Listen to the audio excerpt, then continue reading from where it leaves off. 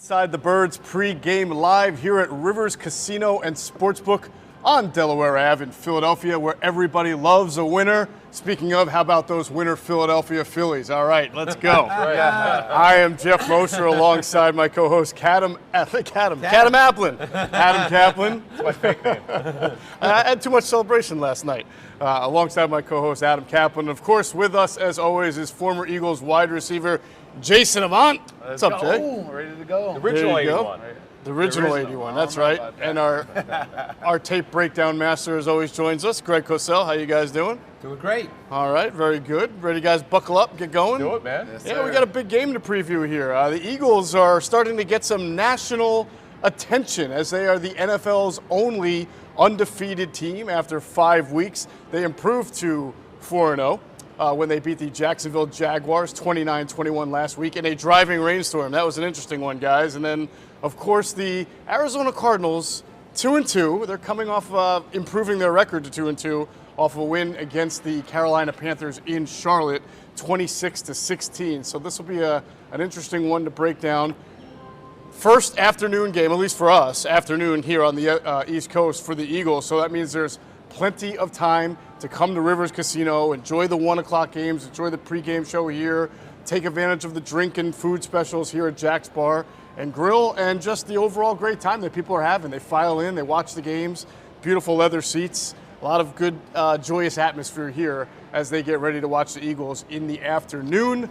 For those watching at home, if you're on Facebook there, leave us a comment. Please share the show, like the show, do anything you want with the show that would, reflect us in a good light, and we'd appreciate it. If you have a question, you can leave it in the YouTube chat box. And of course, if you want to submit your score prediction, we will do our best to read it throughout the show. Fellas, you guys ready? Do it. Yes, All right. Jason just gets in from Indiana, correct? Indiana. Yeah. That's right. Bloomington, Indiana. Yeah. Know it well. My older daughter went there. We will get into a little Michigan football a little bit later. I might have a little friendly wager for you for this the week. upcoming game. Yeah. Oh, it's Penn State, Michigan? Yeah. Penn State, Michigan on Saturday. He's looking nervous, doesn't he? He looks a little nervous. He doesn't look excited about that. We got the better quarterback. Where is that game? I'm not sure. In Arbor. In Arbor? Yeah. All right, we'll see. We'll see. As we'll start the show as we always do, Jay and Greg and Adam, with kind of a big picture view. Jay, I have to go with you because a lot of the fans have asked us to ask you about this, and it's the concept of a trap game, which I feel is a very collegey thing, but maybe in the NFL. I mean, every Eagles fan knows that next Sunday night it's Dallas. That means it's Dallas week is starting tomorrow. As a player, is Dallas on your mind the week before when you have a different opponent? No, not as a player. No. Okay. Not in this situation where you have to travel west. That's a big task in and of itself, having to travel 5 hours on a plane in order to go play Arizona in a place that's very hostile, right, and who the Eagles have not done well historically going West Coast trips. So I'm pretty sure the coaches have enough history, enough stats, enough ammunition in the tank in order to make sure the team is ready for this game. Are there letdown games? Usually a letdown game is when a team is like 0-6 or something and they're playing awful football and they're just a bad team and you don't get up for the game. That's when usually letdowns happen. Sure. But not necessarily before a big game. Would Andy Reid ever say to you, speaking of that, like if you're playing a really bad team and you guys are really good, would he say something leading up during the week? Would the coaches say anything to make sure they pointed out? Would they show really good tape of that bad team and say, okay, this is what could happen? The coaches would always just re-emphasize that they have NFL talent. NFL talent will win games. Yep. And if they put it together for that particular game to have NFL talent, they can beat you. And that's the thing that you always have to realize in your mind, no matter who's playing, no matter how great their talent is, they have NFL talent along with NFL coaching, right game plan, right situation, they can beat you once that momentum gets started. You tell me, but I would imagine not, but maybe so. I would doubt that a coaching staff, as you're starting to prepare for a game, says this is a bad team. They always. They're not going to say that, right? Yeah, they won't. No. And to Adam's point, they will highlight the 2 good plays that they have out of the 50 ones. They'll highlight those plays or almost sack or whatever it is. They'll build them up. The other team's not playing well. Yeah. And I would doubt a coaching staff is going to go into where the coach has the full team meeting and says, "Hey guys, we're playing a bad team." This No, but I want to know what do they do to get him up for the game? David Culley would always say this: an NFL team is not bad because of a lack of talent. Right. Right. Right? And he would always say that they have NFL talent. Yep. It's not because of a lack of talent. Yeah. You know, it's just because they're not a good team. They're not cohesive right now. Right. But it can be for that Sunday. A team course. can be a Super Bowl contender. Anyone can be beat. Right. For one game. They can play together. We'll get to this, obviously, but I know a lot of people are concerned in this game, not because of what you said, Jeff, but because Kyler Murray, any given Sunday, can make special plays. Yes, we will get into that. Now, he hasn't done that very much this year, and we'll get into that, Right. but he can do that any given Sunday. Right. So it was probably a good thing, though, to hear Jalen Hurts sort of chastise the media in his press conference this week because they didn't ask any questions about the Arizona Cardinals. They were more interested in his appearance on the Manning Cast show and the national attention he's getting. And I don't know if you guys saw, he's the one that said at the end of the press conference, hey, nobody asked me about Arizona. They're a good team. Let's not start that precedent. So that kind of shows that the players and coaches are singularly focused on Arizona. Adam, I wanted to ask you, if there's one concern, is there a concern that you would have about the Philadelphia Eagles right now as they are undefeated after 4? Well, okay, so going to last week's game, we had no idea how bad the rain would be, and it was really bad. It rained the entire game, varying levels of intensity, but they finally got behind big in a game, and I go, okay, let's see how they handle it. And they're very mentally tough. The second quarter scoring this season has been ridiculous. Right. I mean, they're on a pace which has never been done before. So that's what I was looking for. How does this team that's very good, I think we would all agree, how do they handle the adversity? And there's no way to know until it happens. And it happened, and they handled it very, very well, because when you're down 14-0 like that, in that rainstorm, I'm like, I'll admit it, I said it on our postgame show, I didn't think they were going to come back and win because the weather was so bad. How are you going to score? Well, you can't count on 5 turnovers and the other quarterback fumbling the ball like crazy. You just can't count on that. That certainly helped. But you also have to convert when you get the football. So that was the one thing coming into the game and really coming into the season. If they got successful, how would they handle it? And they handled that well because they showed they could come back when things are not going well. And they handled it well because that's going to happen. Not everything's going to be great for you, and you got to handle it. Right. I was going to ask Jason sort of from his player experience what that's like when the tide is high and nationally. But, I started thinking about your Eagles career, and you hit the Eagles at a time where they were sort of a slow-starting team that really got traction in November and December by the time you got to. It was really the 2002, 2003, 2004 teams that would get, 2003 not so much, but 04, 7-0. Yeah. So let's talk about when you did hit the stride in October and November, and you're stringing out games, and all of a sudden, because the Eagles are finding themselves at the top of power rankings this week, including Inside the Birds power rankings done by Adam Caplan. So as a team, is the whole idea of smelling yourself or seeing your press clippings, is there a little bit to that where you gotta, where coaches try to funnel that out? It's a distraction, for sure, because you're never as good as what the media makes you seem. There's always plays to be made, whether it's a rain game. There's always a game where you can go out of the game saying, we could have made this play and played so much better. And there's a lot of times where Jaguar receivers were streaking down the field. Yes. It's just they couldn't hit them because it was raining outside. Right. So those plays are different today and in an indoor stadium in Arizona. So you can't look at it and say, we're this great team. A team can beat you. So does it happen? Yes, it happens. It happened to us. A lot of times after big victories, you start to smell yourself, feel yourself, and you lose. But I think this team is different, just by sheer of who the quarterback is. I got you. This is his strength. Sure. And win or lose, when you get to your meetings, Monday and you do your not on-field stuff, but I'm talking about meetings, coaches coach, right? They go over corrections. Yeah. Whether you win or lose, right? Don't they do that? Here's my thing with that, Greg, is that all too often in the NFL, coaches let things slide when you win. And that's a problem. Really? And that's 99% of the teams in the NFL. They're a little bit more forgiving on mistakes when you win rather than when you lose. Really? They're very demonstrative, very in your face, very frank when you lose and there's mistakes because we lost. But those same mistakes go with a hand tap, rather than a cursing out. And that's why You mean when you win? when you win. Right. Then that's what sets Belichick apart. Because it's known all throughout the league from players that have come from his teams, like he treats you the same way, win or lose, if you're putting bad film out there. Right. And that's how you have to be as a coach. That's the way it should be. That's the way it should be. Unfortunately, but it's not. I haven't been on teams where it's the same. Okay. But I also am not sure that is a conscious decision that a coach makes, right? I think there's something subconscious to the fact we won, this is good, and you sort of rationalize on why certain things didn't go your way, but that's all right. Yes. Right. Yes. Yeah. You have to like take your mind to a different place and try to stay even keel the entire time and look at it subjectively and saying, hey, we're not as good as what we think, and these things can get us beat. So don't, It's a heck of a mental discipline, really.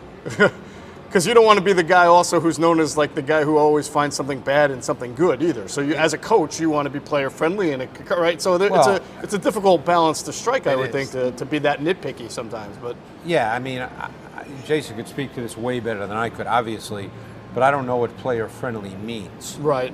I Well, mean, you know what I mean. More like encouraging. Right. And, You just can't be I can't say the word. I was going to say something bad. Right. That's the internet. There's no rules. You just can't be a butthole. Right. As a coach, but players, the good players, right? The players that stick around this league, they want to be coached. Correct. They want to be told some information that's going to take their game to the next level. Yeah, sure. And as long as you're doing that, whether you're very in your face, as long as you're not just being unreasonably disrespectful. You don't belittle. Right. It's the difference between being a hard coach and just being disrespectful. Respectful, I've seen some disrespectful stuff that have gotten the coach knocked out before. Right. You know, so those types of things happen. You want to do I'm tell? not No, gonna all right. I knew that wasn't exactly coming. what you mean. I mean, I obviously was not a player, but I've been around a lot of coaches. I've been very fortunate in my career, and because of the coaches I've been around, I'm a big believer in coaching.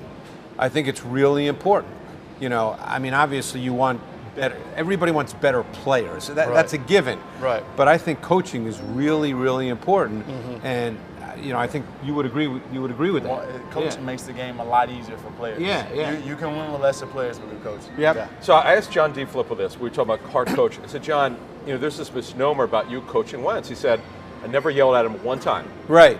But he would never let him get away with, or any quarterback he's ever coached, even Carson Palmer, by the way, bad tape or things that needed to be corrected. Right. Whether they won or lost, it was going to be pointed out what was not right. Right. And that's called coaching. That's what it's called. That's correct. So this misnomer that, oh gosh, he was so hard on Wentz, like Wentz didn't like him. John said he talked to Carson half an hour in Washington. John was on a sort of a tour to visit. Right. He had a great talk with him. But he coached hard. He was not going to let you slide. And well, it's funny. I think coached hard has become the way we talk about coaching. Right. Yeah. It's the As same opposed thing. to saying Right. he coached him. Right. Yeah. I mean, he said, John said that. All He he goes, did it's the same thing. I coached him. Right. Right. That's Right. not hard. I coached him. Like, for instance, when McNabb was here, I don't want to say he was coached with kid gloves, but there were certain things that were issues over the years. Right.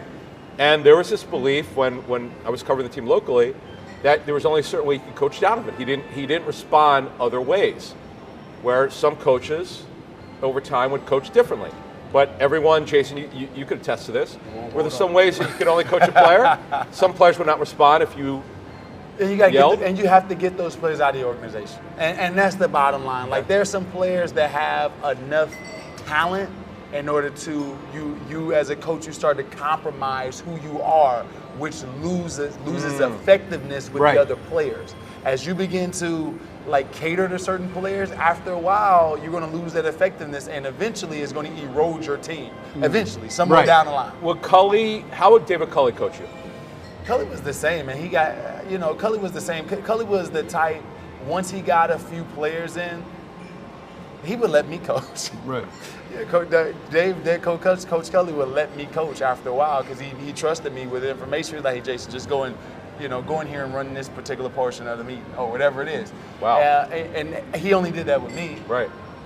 But he would make sure that we knew what was right the entire time, and he would tell me when I was wrong, and I hate being wrong. Right, like right. When you're a guy that noticed. prides yourself on not making mistakes, being wrong is a tough pill to swallow. But he had the grace to be able to do it, and he wouldn't allow me to just over talk him or anything like that. Right. Like, dude, you're freaking wrong. Stop. When guys would have a bad game and you would watch tape, how would he get on you guys? Just point it out. Hey, what's this? Oh, he'd like Cully was funny mean. Right. Which is good. He wasn't disrespectful, but he was funny. Sarcastic? Funny, no, sarcastic. Yeah. He look at the tape. He was very dry. Yeah. Son, you're not going to be in the league playing like this, son. Right. I'm going to tell you right now.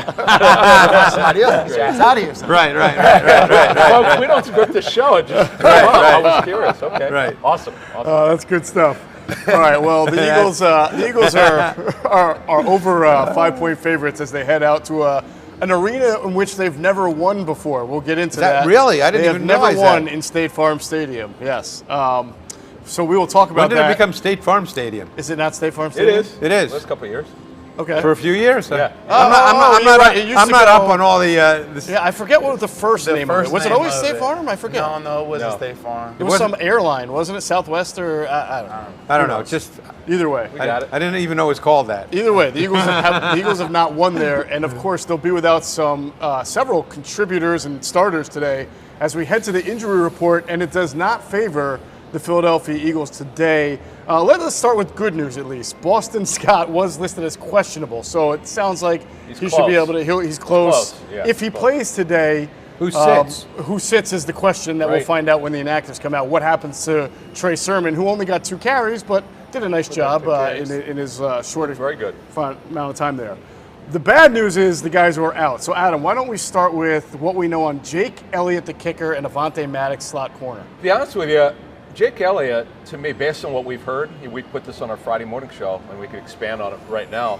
He's not only is he not a given, I'd be kind of surprised if he plays next week based on what we know about the injury. They're not ruling him out. We'll see how the treatment is. But based on what we've been told, this is like a 2 to 3 kind of deal. He's got to have some really aggressive treatment to be able to play against the Cowboys next Sunday night. Wow. And Dicker the kicker, Cameron Dicker here. Everybody loves that name. He is the kicker. In fact, what we're told is the reason why he signed here with the Eagles to the practice squad on an elevated Saturday, because he knew he was going to probably kick at least 1 game and maybe 2, where there was another team, we're told, involved. So you kind of see now where this is headed here. Yeah. It's no given, and they'll just see. And again, it's a right kicking ankle, and that is a problem. That's the one that I guess got ran into on the kick that he made that wound up getting called back, and then they went and got give a him first tremendous down. credit because he was in pain. He did as much as he could. Yep. But this would play into why Sirianni, when they were up 8, I know Sirianni said, for strategy reasons, he was not going to say. Well, it's obviously because he was hurt. Yeah, although he had kicked a field goal prior to that, but it was a short one, right? Yeah. And maybe he was complaining. Who knows about the pain? But again, it's his right ankle. He's got a ways to go to show that he's ready to play. But they're not ruling him out yet. They don't have to. But he's got to improve greatly with the conditioning of that ankle to be able to play next week. All right, so it'll be Cameron Dicker today for the Eagles at Arizona, who's also, we'll get into it, also on their backup kicker. But for Cameron Dicker, it will be his NFL debut. So something to certainly watch as close games, often road games, come down to special teams. Avonte Maddox. Yeah, so here's what happened with Maddox. He got hurt in last Thursday's practice. There were people who felt that this could have been several weeks because he was writhing in pain, we're told. Oh, wow. And there was a concern this could be really bad, and thankfully, the testing was okay. It's another one where he's got to come a long way. It wasn't like they were holding him out of practice to get him ready for Dallas. It's totally false. Right. It's a real ankle injury, and they don't know. I put him in the guys who are uncertain for next week. We'll get to Mailata. Clearly, Elliott and Maddox are completely uncertain. They don't know if they're going to be ready. Mm-hmm. Treatment will have to be aggressive. We'll see how it responds. But look, this is an issue here, and it's depth is going to be tested here. There's no question in the secondary right now. No doubt about it. Secondary, kicking, and then also offensive line. As we understand, and we said it on Friday's show, that Jordan Mailata would be very, very doubtful to play. Still experiencing pain and discomfort, as we understand it, in the shoulder that he injured diving on that trying to make a tackle after that Andre Sisco interception. Now, even though the MRI came back clean, the fact that it's still bothering him, he's feeling some pain and discomfort, is a cause of concern.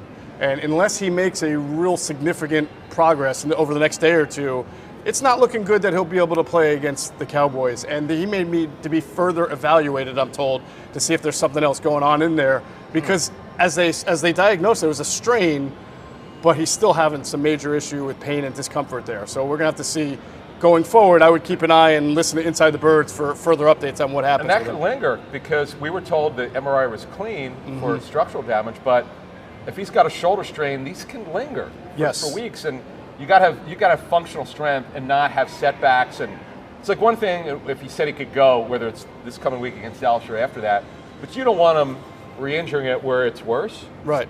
So yeah, that's look, again, depth is going to be tested. This is the first time during the season, within the first 5 weeks, that they've got an injury issue. Right. Because they were one of the healthiest teams, and all of a sudden they've got some injuries. Now, Jason, maybe you could speak to this as a player, even though you're not a lineman, but I was told by someone that sometimes an MRI for really big guys who have a ton of muscle tissue, like Mailata, they don't always show you everything, okay? Because there could be something in there that is also bothering him that maybe they have to have another examination to try and find, because muscle tissue is huge. Is that, I wouldn't. you wouldn't know about that big muscle tissue? I wouldn't know about the big muscle tissue. Come on, give a flex. I will say that MRI, like there are certain times where you're injured that MRI won't show. It could Right. be nerve, and usually that's like the worst that Right. you can have, the nerve stuff, because there's nothing that can show MRI wise, X-ray wise, but it's still something there, and it just disable you from playing. Right. You know, I've had it in my leg before where they couldn't find out what was wrong with me, but every time I fell to the ground, I couldn't walk. You know, so those types of things occur. What That's injury usually was it nerve. that you had? It was a pinched nerve, and like where my And that fibula. doesn't show up? Yeah, it doesn't show up. Right. Yeah. All right. Well, like I said, keep posted on Inside the Birds throughout the week. We'll have the updates on Jordan Mailata. Now, Andre Dillard was not activated from the practice window, so he is not available to play today. Even though he's in the practice window, he's not activated to the 53. That means it sounds like Jack Driscoll will be the left tackle today. And by God, if he gets hurt, then they're in a world of trouble. So we'll see what happens. But this is a big test for Jack Who would it Driscoll. be if he by chance? Well, I think that they'd have to. Well, they did not elevate Roderick Johnson from No, the which is surprising practice to me. squad. Yeah. So I guess it would be. Someone would have had to have taken reps this week, and I know It's a Lane good question. Lane It's a great Johnson question. really has resisted doing it. He just likes to play on that one side. Right. I guess Josh Sills could do it. I suppose so. They can rotate. They can rotate. Say Malo there. 'Cause At he's left done it tackle? in the past. I know he's played some right tackle, but I don't know if he's played left to the tackle. side. And they can bring in Dickerson. Not Dickerson, but Cam Jurgens.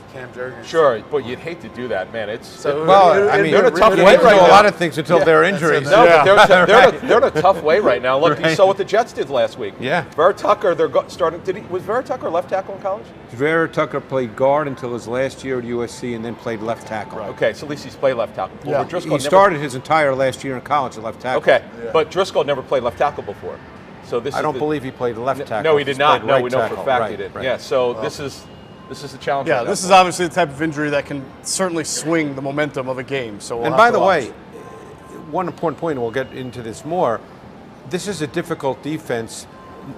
And putting aside the talent, I'm talking about the mental part Schematically? for people who have not played in specific positions, because they do a lot of things with their front. Okay. And they're a heavy blitz team. So people come from a lot of different spots that you have to be aware of that you might not normally think to be aware of. So it's the mental part that you could say might be more difficult and more challenging than just the physical part. Sure.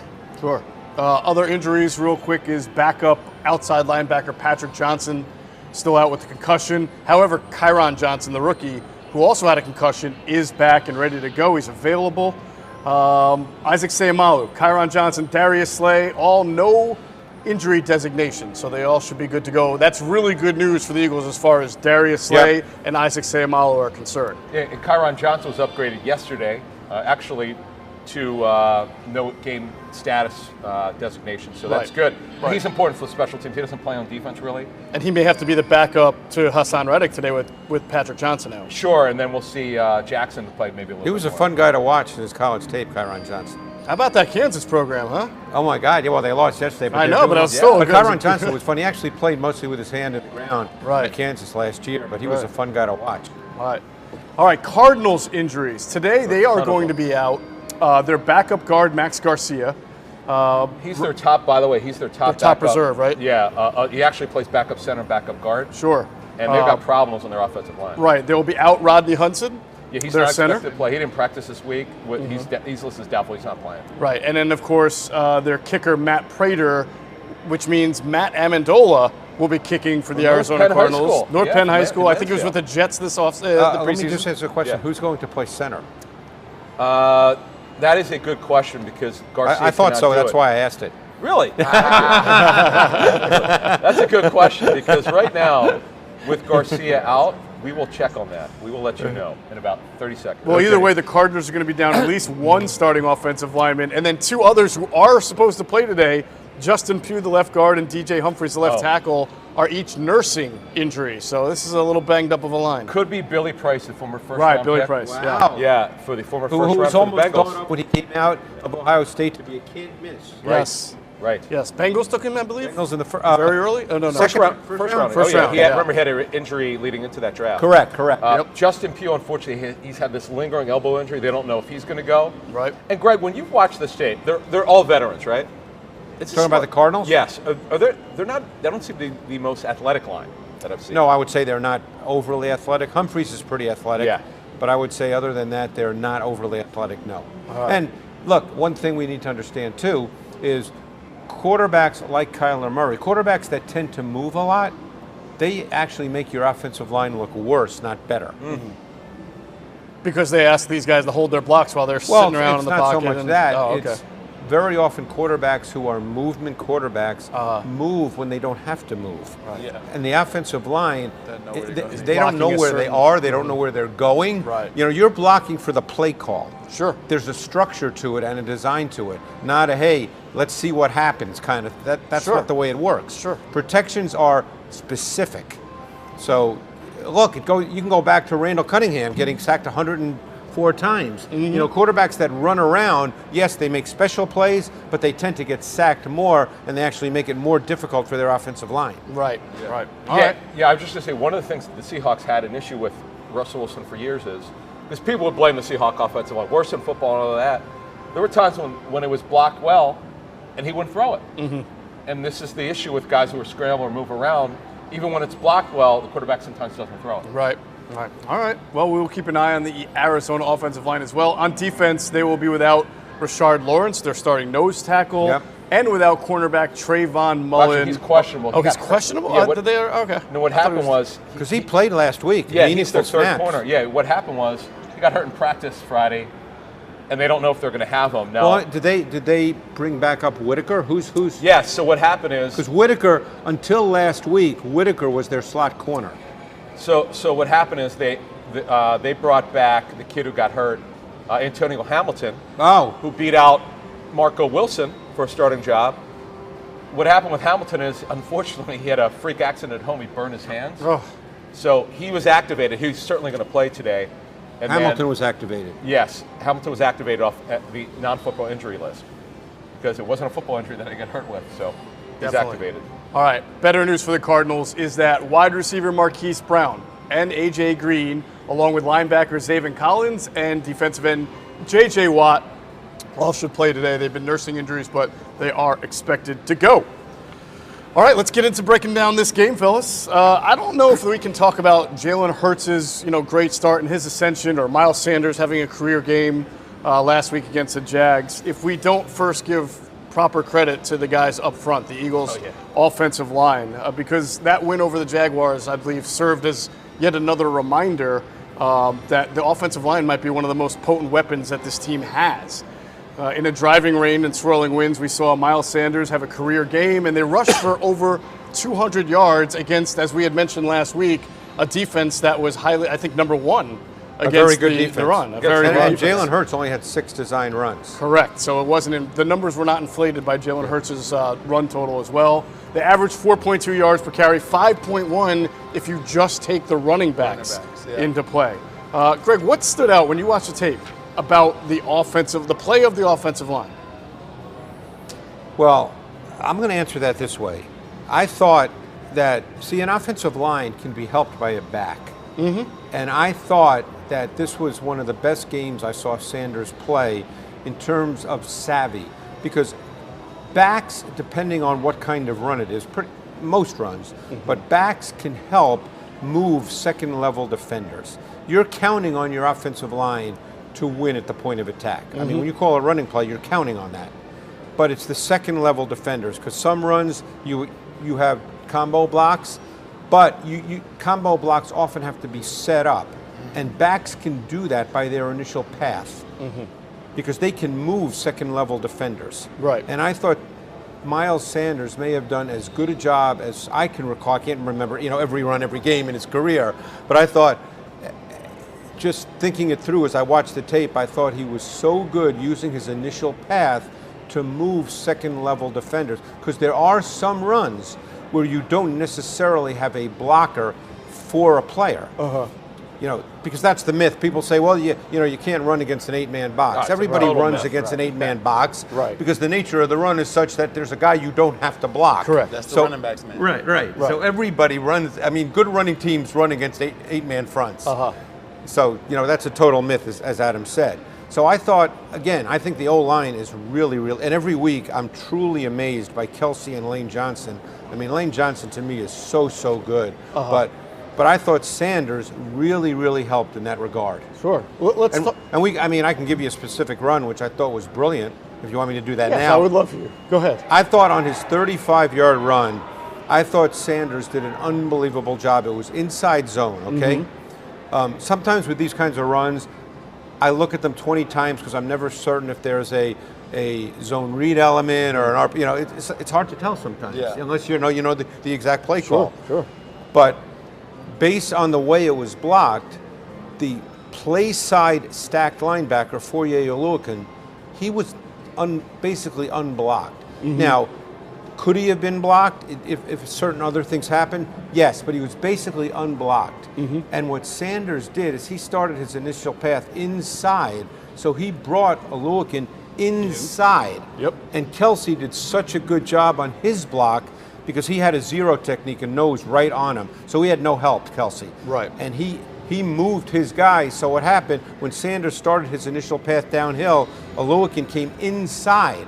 And then Sanders cut off of Kelsey outside, and Oluokun got stuck inside because he couldn't run. You remember the play? Yeah. He couldn't run through Kelsey. Yes. And the defense, I forget who the defensive lineman was, not important. But that's the kind of thing I'm talking about. He impacted the second-level defender who play side did not have a blocker for him. Right. And that is so important with backs. That's one thing I look at, for instance, when I study backs coming out of college. Do they understand how to impact second-level defenders? Right. Do they understand that gaps are fluid once the play starts? Because you have to react to gap fluidity. Defenders don't just stand in one spot after the play starts. Sure. There's the term setting up your blocks that are often used to describe really patient running backs, and you have not heard Miles Sanders in that sort of no, and he hasn't before. really been that guy in his career. Well, he's always been reprimanded for going too fast. Right. Yes. For just being too rambunctious and just going, and just running rather than being patient. You're always patient to the hole, speed through the hole, right? You're patient, you're setting it up like you're talking about. Right. And then when you get the play design the way that you want, the overflow the way that you want, you can cut it back or go forward, whatever it may be. But yes, he hasn't been known as a guy that's been that type of a runner and patient. And I can say even this year at times, there's lanes where there's cutback lanes, the yards out there. Right. But this game, you didn't see that. I thought that he made the most of all of his runs this past game. Yeah, and I think too, you hit it right on the head with it. It's not speed to the hole, it's speed through the hole.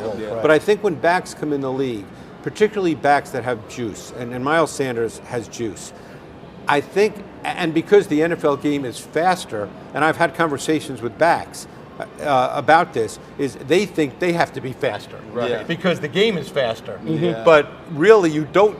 You have to learn what the balance is between patience and vision versus just go. Sure. Yeah. And sometimes with backs that can take time. I mean, Sanders, it seems like he's been around forever, but Sanders is not an 8 or 9 year veteran. Right. So It's only fourth year. He's still learning a lot of this. Right. So I want to talk more on Sanders, but also bring it back to the O-line, because I do feel that there were some canyons that they created, and specifically their combo blocking. Yes. When they get two guys on one defender, which every team does, but it seems like when the Eagles have been doing it, especially left side, actually I can't even.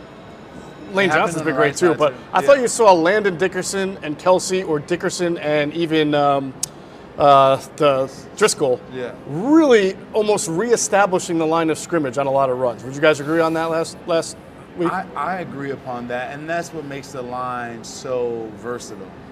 They have the ability to block you one-on-one. They're great at double teams, and then you have an outstanding puller in Jason Kelsey. Yep. Like outstanding, not normal, not like if you can grade a lineman for pulling, he would be the probably number one guy in the NFL when it comes to that. So there's so many ways that you can, and then and sadly to say, and it's not sad, but Jalen Hurts adds a lot to this run game. Without Sure. question. Oh, sure, sure. A bunch. It adds a bunch. And the touchdown drive that we went over, those 3 plays, in Q&A. Yep. It was basically because Jalen Hurts was reading the defensive end, and the defensive end got tired of, running his assignment. Sure. He was wrong 2 times in a row. The last time he's like, oh, forget it, let him score. And it just get tired. And during that process, there was double teams, there was pulls, there was one-on-ones. They were dominating. Right. And yeah, so this offensive line can beat you in a multitude of ways. And just to make the point, the run I was talking about, Yeah. Hurts is a major stressor as well, because what they showed is what we call split flow zone action. So Goddard came across the formation to cut off the backside chaser. But Devin Lloyd, who was the backside stack backer, what you don't know, there's no way to know this, was he reacting to Goddard, or was he reacting to the fact that Hurts, in a zone read type look, could take the ball and run? You don't know that. You don't know that. And he got hurt earlier in the game. Oh, He yeah. was getting hurt early in the game with it. Right. So, I mean, there's always that element with Jalen Hurts. He's a stressor for second-level defenders, for defenses. It's a way to stop that. And the team haven't gotten to it yet. The Buccaneers know how to do it. It's the way you just, like, the zone read is a very easy play to stop. Just make sure the quarterback keeps it every time. And then hit him when he keeps it? And yes, that's what you do. I agree. Well, That's a great point. Yeah, you make him keep it the entire time. You tell the end, go for the running back every single time. Right. Then you have to have some pretty good athletes on the back end. The point Jay's making is 100% correct. Anytime there's an option, you can dictate the option as the defense. Sure. So it just depends how you want to game plan it. Right. You can dictate the option. You can make sure they do what you want them to do. Right. Yeah. It's funny, I heard Jason talk about how linemen are graded a certain way, and it continues to boggle our minds. And we have the ultimate respect for PFF and other metric sites because I know they put the work in, but somehow Lane Johnson is not on their top 5 grading, and the guy hasn't allowed a sack in over 2 years. To me, it's kind of strange. I don't understand that. I mean, as you guys know, I did a deep dive on Jalen Hurts this summer, so I probably watched 250 dropbacks. I wasn't watching the run game. I was watching, I was blown away by how good in pass protection he is. Yeah. He is ridiculously good. I'm to the point now, guys, that forget about him being the best right tackle in football. He's one of the best linemen in football. I would agree. Overall. I would agree. What would separate him from other guys is his athleticism, his length, his knowledge. I remember talking he has all that at a high level. Yeah, I remember talking to Lane about when he went up against J.J. Watt back in Philly years ago when the Texans came in. He said the studying that he had to do was, he's always studying hard, but he had to study the techniques and everything that he does. And he stoned him that game. And he was just so happy because when you're going against the best, this is when Watt was the best lineman in the National Football League. It wasn't even close. Greg, you watched the tape over the years. Does anyone ever beat him? Rarely? I can't recall. And your knowledge, your knowledge. Yeah. And what I'm so amazed by is his strength, because we know he's a great athlete. That was known when he came, great athlete. Former quarterback, basketball player. And then I think he played tight end. I mean, he was, but no one beats him with power. No one. Right. He is so good with his anchor. They say build a house, sit down, whatever the terms, O-line coaches use. You've heard all these things. Yeah. No one beats him speed to power. No one beats him speed to power. Lane's a strong dude. Yeah. Country strong. Yeah. Lane's a strong dude. Now, how much will he see J.J. Watt today and what they do schematically? They move people around. That's one of the things Vance Joseph has done. They move a lot of people around. They have a lot of multiple front looks, odd fronts, even fronts, jump people in and out. So it's a mental game as well, but he'll see some snaps of J.J. Watt. It won't be every snap. They affected the game last week and closed out the game with batted balls. Yeah. So you don't always have to get the sack. And I was like, are they really closing out a football game with batted passes? Yeah, they did. They got a lot of length up front because Watt's big, Zach Allen's tall. They've got some length up front. Golden, So last week was the second time in the last 2 years that the Eagles have really run roughshod over a team that was supposed to have a great run defense. If you go back to last year, they ran for over 200 yards against the Saints when the Saints came and brought the number one. Now, that one was a lot more Jalen Hurts running. This one was more on the running backs with the threat of Jalen Hurts. But nonetheless, I just wanted to bring this to your attention. Since the start of last year, the Eagles have 7 of the top 30 rushing performances in the NFL. The next closest is Cleveland Browns with 5. Then you get to the Colts with 4. So obviously, this is a tried and true formula for them since the start of last year. Jason, you had mentioned, I think in our show last week, that the passing game had really come along with this team, and you were a little concerned that they were starting to slant the other way toward passing so much that they would almost forget what their bread and butter is. So maybe the driving rain and the element, maybe that helped serve the reminder last week. You guys have the stats when it comes to the percentage of pass and run and what it needs to be in order to win games in the NFL. Right. I can't debunk that. I won't try to. Sure. What I am saying is that I don't ever want the Eagles team to be an 80%, 75% passing team. I think that their offensive line is too important, and it takes away from all of who they are if you allow to go that wide of a range. If you can stand at 65-35, 60-40 pass run, it'll definitely help this team out. And this offensive line can physically dominate you.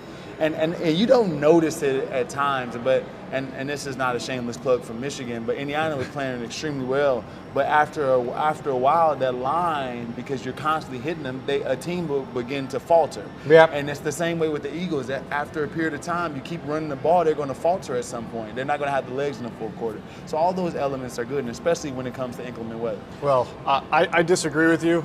I think that was a shameless plug for Michigan, but I'll allow it. The one thing I was going to say, though, if you watch the Eagles throughout last week's game, because A, they got behind, and B, the rain destroyed anything and kind of plan that you had. The first 3 games, they were heavy pass first half, mixing in the run. Right. Get the lead, and it looks balanced because they're running so much when they get a lead. Last week was crazy. I mean, they get well behind. Did anyone think they'd run the ball 50 times when they're down 14-0? No, they got a bit. They stormed back. They hung in there mentally, and they came back. So speaking of crazy, just one important point needs to be made from my friend Jay. He forgot to mention that Blake Corum has rushed for over 500 yards in a 3-game stretch. No, they just a lot of carries. But yeah, he's played well. Look at him, he's checking him out. It's not what he did the last 5 weeks. It's what he does next week. Against Jeff's team. 200. Speaking of crazy with what Adam said, though, what I found really ironic about last week's game was that Miles Sanders, as we were talking about before, is not a guy that the coaches have shown a lot of trust in as far as being the closer in the fourth quarter. And here you have a driving rainstorm where ball security becomes an issue, and out of nowhere the coach is saying, all right, Miles, you're our guy. Weren't you shocked by that? I mean, they had Trey Sermon active. And Sermon, he just got there, and it would be a lot to ask him. This may wind up being his role, maybe Sermon in the 4-minute later in the season. But if Boston Scott's available, you saw Scott getting mixed into the 4-minute offense previously when he was healthy. Right. So, I mean, they're not going to go to Gainwell. I don't know where else they could have gone. I just don't think Sermon's been here long enough to be able to handle that role. But, yeah, and Sanders, listen, we know he had a fumbling problem in his career. Not anymore. Sanders has done a better job with ball security. He's clearly their guy. You saw what Sirianni said after the game. Miles Sanders is our running back. Yes. You know, he wanted to put that out there. Yeah, he's like screaming it from the mountaintops. Yeah, that was funny. Craig, let me ask you about Arizona's run defense, because this is the one where the stats aren't bad. Yeah, it's not bad, but they also give up a lot of passing yards, so I don't know if that's because teams just decide it's better to pass on them. When you look at their yards per carry against, not as good as they're about 15th, so middle of the pack. Right. I mean, you're right, because it's one of those misleading things, because I think they only give up about 88 or 90 yards per game. 5th best in the NFL. Right, but the yards per carry don't necessarily go with that. Right. I mean, I would never look at their defense and say you can't run on them. You know, they're really struggling in one area right now. They can't find a second stacked linebacker in their base defense to play with Zaven Collins, who's playing really, really well. And he came out at Tulsa, I believe, 6'3", 260. Freak of nature athlete, very athletic. He's played well for the most part. they can't find another linebacker. They've been rotating guys to play with him when they go to their base defense. They just put Zach Vigil, who was playing for him, right? Nick Vigil or Zach Vigil? Yeah, I'm sorry, Nick Vigil. They just put him in IR. Right, So that's another but guy they have Vallejo. There's a third guy. What's really interesting about this? They're playing Gardeck inside. Dennis Gardeck. He moves all. He's one of those guys that moves around. It's fascinating. They let Jordan Hicks walk after the year, and he was doing all right for them, And what's wasn't really he? interesting, and it says an awful lot, is they are not playing Isaiah Simmons there. You know, Isaiah Simmons is 6'4", 240, a freakish athlete, yet they do not play him hardly ever as a stacked backer. More of a slot defender? We'll get into that. Okay, but the point is coverage. he played week 1 a lot of snaps. Week 2, and got burned, by the way, quite a bit in man coverage. He was playing against Kelsey a lot, and he got burned.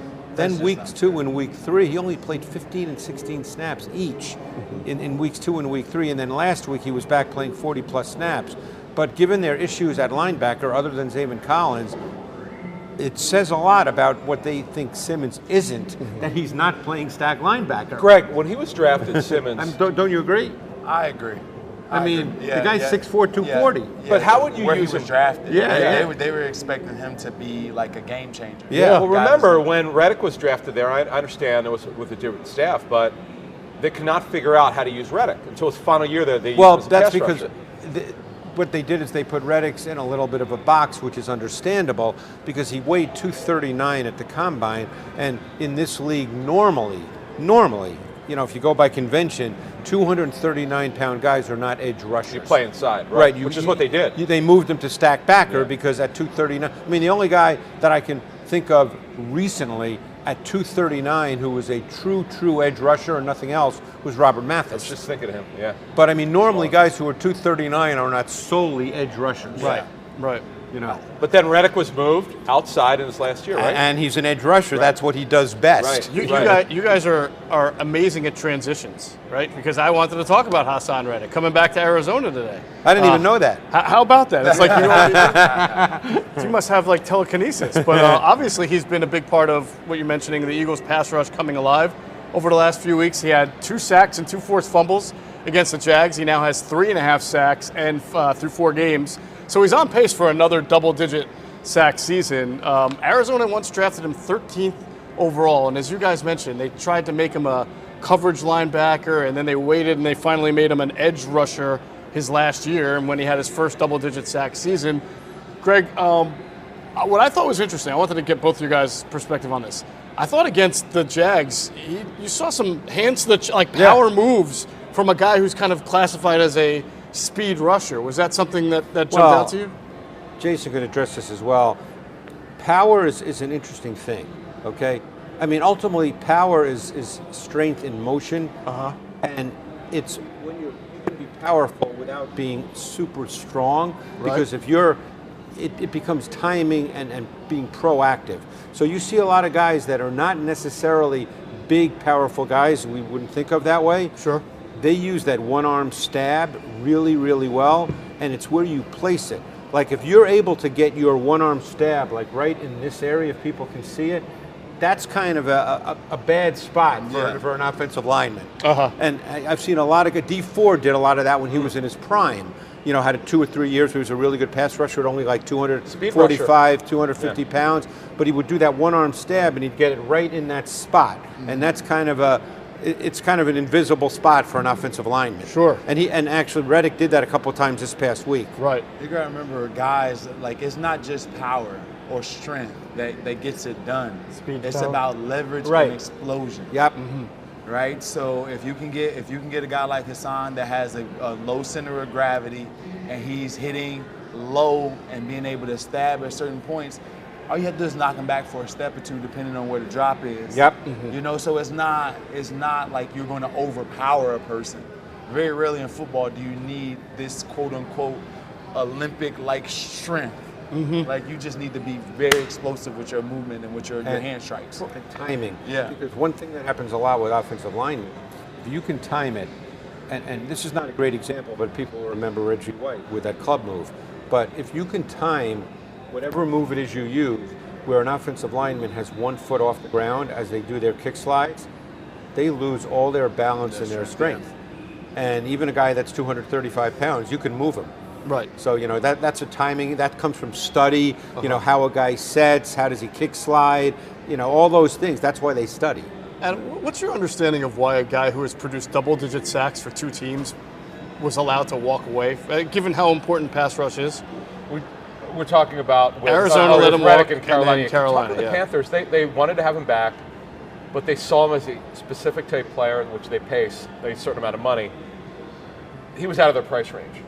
They saw him as sort of a part-time player, whether that's fair or not, and they were not going to match $15 million a year, which is what the Eagles gave him on a 2-year structure. Right. So, look, the Cardinals, what's interesting, they finally got it right with Reddick in his last year. They let him walk. Yeah, that was surprising to me. And as you just set it up very well, another team got a very good year out of him. It's not like he didn't do well. They understood he's not a coverage guy. Right. And he's starting to get the defense well. He's coming on here. Gannon's starting to figure it out with him. And it's all working out well. It's a fair question, but you kind of see who he is. And I love that he's done some power stuff. Yeah.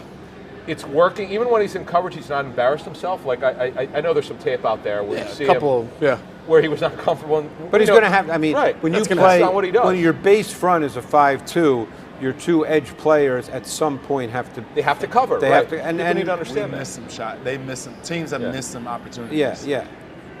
So let's stay on the defensive line. There's not much to be nitpicky about with the D-line. They've done an excellent job. They are getting pressure. I think the Eagles are now first or second in sacks. I want to ask you about run defense, specifically with Javon Hargrave. It sounds like I'm just picking one guy, but I've seen that teams have been able to double team him and push him back pretty far. Is this a surprise to you guys based on the fact that he came up through the Steelers chain? I know he's more of a 3 technique, but are you seeing anything there with Javon Hargrave where you feel like he's not been as stout against the run as you would expect? That's not just this year. I know. We'll go back to last year a little bit. I think that happened when we played Dallas the first time last year, and those guys were 5-6 yards. I think the first 4 or 5 weeks of the year you would have seen that. No, so are they just compensating for it? Is he? I don't know that if he's built as a stout run defender. Yeah. I think he's an edge, get on the edge type of player that will generate some pass rush for you. Just from my experience of him here, he's better suited as a pass rush, like defensive tackle, and not necessarily a run defender. That's what he was in college, by the way. A pass rushing DT. He came out of, I believe, South Carolina State. Yep. He was a pass rusher. Right. And everybody just assumed because he played with the Steelers that automatically he's a great run defender. But he's actually more of a pass rusher. Right. But their run defense, I thought Jordan Davis had his best game of the year last week. Jordan Davis is good, yeah. Their base is a 5-2. Davis has played 83 snaps this year, okay, in 4 games. Mm-hmm. All but 7 of those snaps have been either a head-up nose, 0 technique, or a 1 technique. Right. In 2 games, Washington and Minnesota, when the games were essentially over, they lined him up a few times at 3 technique. Right. But he plays in the 5-2 front. Mm-hmm. He does not play on 3rd down. But he had his best game last week, I thought, as a run defender. Awesome. Okay. And so Hargrave, Adam, we've talked about maybe getting a contract extension because this is the last year of his deal. Yeah. But now they bring in Jordan Davis. Obviously, we'll have to see what happens with Fletcher Cox. Would be a little surprised if he was coming back. But do you feel like this might be his last year with Milton Williams and all those first-round picks they got? Now we should mention the Eagles have a history of extending players' contracts in November. Right. Like if they see what they want to see or need to see, they could do it. But you had a note on our previous show that you had heard that he might be he's not as heavy. Yeah, I didn't realize that when they had signed him. This is some research I had done because I was asking about his run defense, that he actually came from Pittsburgh. When he came here, he went down a little bit in weight because remember that was a Jim Schwartz defense and it was all about flying upfield. Gap player. And that really more suited to his strengths. One gap player. So maybe he lost a little bit of the power in the run defense in that. I just feel like when a team wants to run on the Eagles and he's out there, they pull linemen to him. They try to get double teams on him and run in that area. Well, if you're going to run a gap scheme run and he's the play side D tackle, he's going to get a double team. Yeah. So. But there's a difference between, like, you'll see Fletcher fight through it and not get driven back 5 or 6, and he seems to really get pushed back pretty quickly sometimes there. And then obviously the linebacker can't get into the gap, and you got Now from the Eagles standpoint, right now you look at Arizona's run game, not very good. No, not very good at all. Worst run games in the NFL, so you don't worry about it. Their offense hasn't been very good. No, quite frankly, all of it. We're about to get into the Arizona offense. We're going to take a quick break to hear from our friends at Sky Motor Cars and the voice of the Eagles, Mr. Merrill Reese. Motor Cars in Westchester is a different sort of dealership. All it takes is one look at their Highline pre-owned vehicles that people all over the country want and need. Owner Brett Schulter, make sure you don't spend a dime of your money before you purchase the car. Sky Motor Cars allows you to make all the decisions regarding your next vehicle. At Sky Motor Cars, you never have to spend more than necessary. Visit SkyMotorCars.com today or call 610-918-7225. All right, big thanks to our friends at Sky Motor Cars. Make sure you check them out at SkyMotorCars.com, or if you hop into Sky Motor Cars in Westchester, PA, make sure you tell them Adam and Jeff sent you. And we're about to get another special delivery here, as is it Lauren, right? El Boogie from right here from Rivers Casino and Sportsbook, and a friend. Bringing it. Oh, is that they nicknamed you El Boogie? All right, well, we're going to call you El Boogie. All right. Very good, very good. Thank you very much. All right, Brooke. Everybody say hello to Brooke. How are you? Who's winning today? The Eagles. The Eagles. All right. Show's over. We're done. Thanks. Really appreciate it. Thanks again to Rivers Sportsbook and Casino for the drinks here of water and all the enjoyment that we're having in hosting the show at Jack's Bar and Grill. That's right. We were talking about Arizona's offense a little bit. Not much of a rushing offense this year, but obviously the big question is, what do you do with a guy like Kyler Murray, who's having an okay year, but he's always a threat to make things happen in and out of the pocket. Now, the numbers, guys, are interesting. 5 touchdown passes, 2 interceptions. He's got a 85-2 passer rating, nothing special. And he's not really running as much as he has. I mean, he only has 91 rushing yards. So, Greg, what are you seeing from him and their offense? I've been thinking about this all week. This could take an hour. Give us a clip notes. This is really Hold on, let me open up this water. Well, can I set something up? Greg said to me, I think during the week. Yeah, you said, this is an interesting watch because I got this. This has been a challenge. This has been a challenge. Take it away, my friend. Don't you agree? Yeah. This is a challenge for me.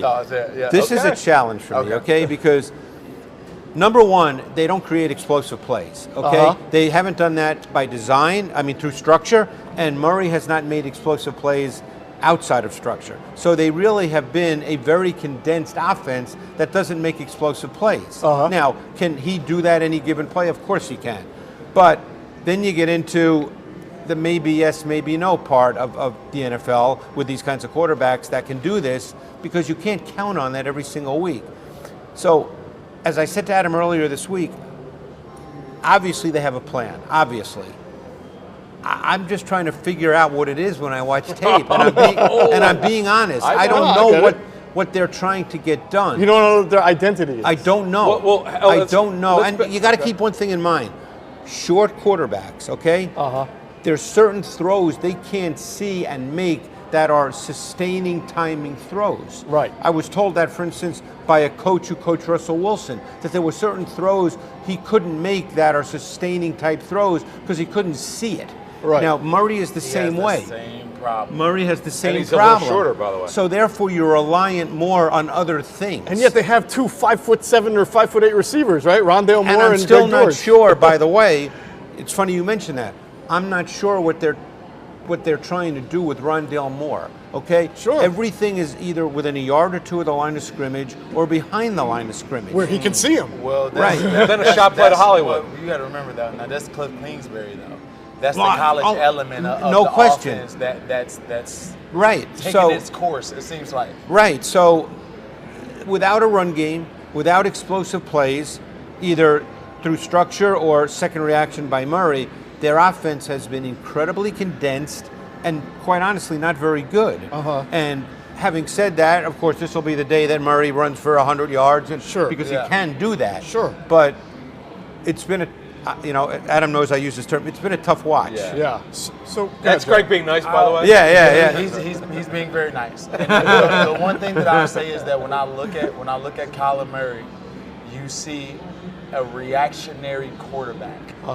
That's a great way to describe it. Never anticipating.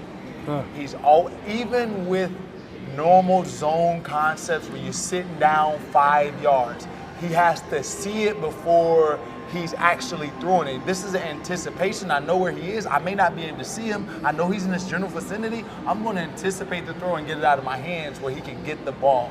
He had an interception this past week. Hollywood Brown was wide open over the ball, but he couldn't see him. And a receiver knows, okay, my quarterback is short. I can't really see him. I'm going to go to the next window. But that play is designed for him to catch the ball over Great point. over the ball. Great point. And so he had to go to the next window to find the lane where the quarterback could see him, and it ended up in an interception. Like little things like that, but he's always reactionary. He's never thrown the ball with timing. It's always He's late with a lot of throws. He's late, and that's what happens when you're a guy. Now look, you know what this plays into? This plays into the narrative that was made in the offseason. Because usually when a guy is late, it's a guy that doesn't know what the hell is going on. Right. Studying. That's what normally happens. A guy that doesn't play with anticipation. You are correct. Is a guy that doesn't know what he's looking at. And the fact that they put it in a contract, and Adam, you know this, Yeah, they better check it tells out. you that it's a Not fact, good. okay? Yeah. Because you don't humiliate a guy like that publicly unless there's a really good reason to do that. And the Yeah, question exactly. becomes, Because they why- humiliated him publicly. Because maybe in-house it wasn't going over well. Right. And that was the last resort. And that was, Usually- of usually, course, that's yeah, the that last wasn't the resort. first thing. No. No, of course not.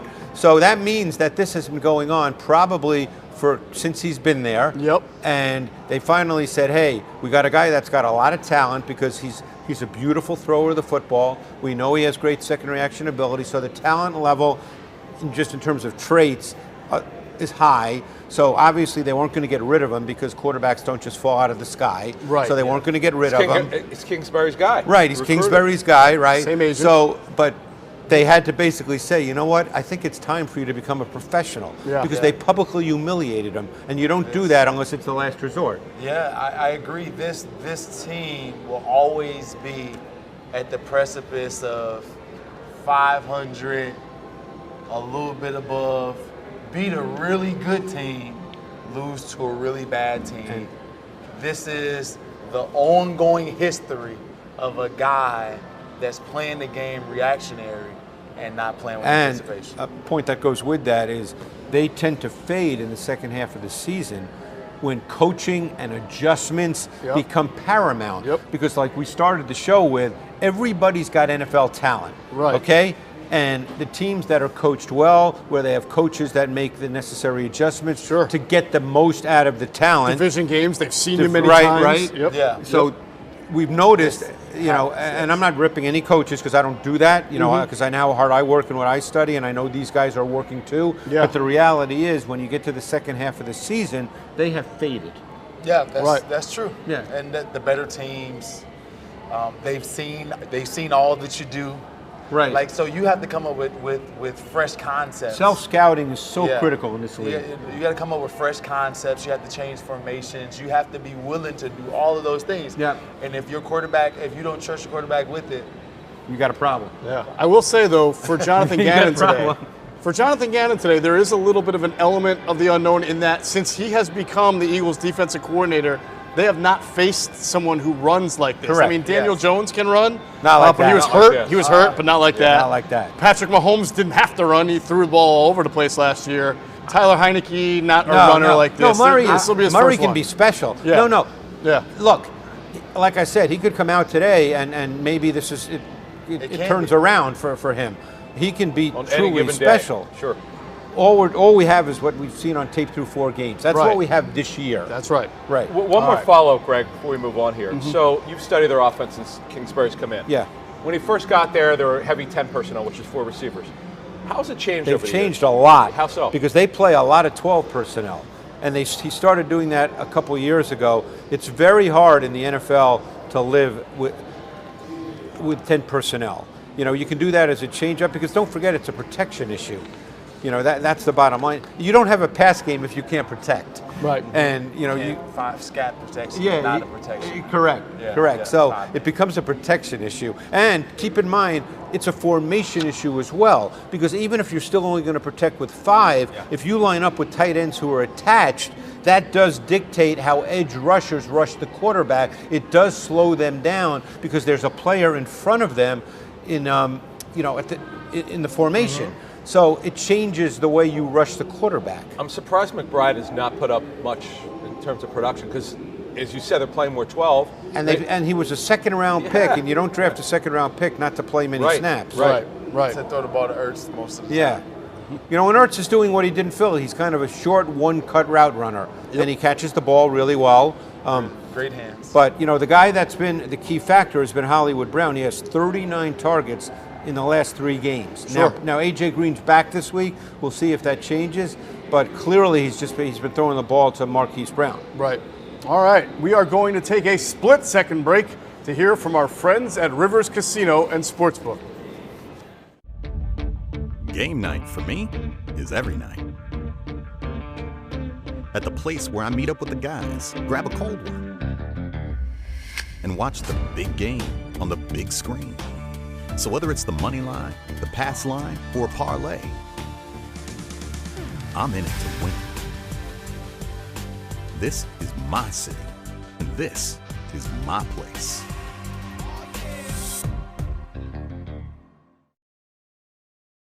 All right, we're back. Hour 2 here of Inside the Birds pregame live at Rivers Casino and Sportsbook. We give thanks to our friends at Rivers Casino and Sportsbook as it has become a great home for Inside the Birds pregame live. And as I speak, we've got fans walking in. They're getting ready to check out the games on the big screen TVs. Might stop by Jack's Bar and Grill to take advantage of the food and drink specials. And, of course, they'll be putting their wagers here in the Sportsbook or on their Bet Rivers app.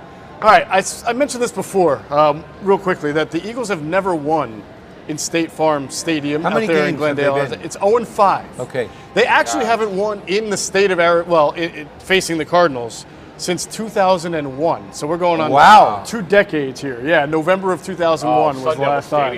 Yeah, that goes back to the old Sun Devil Stadium. Is that Jake Plummer?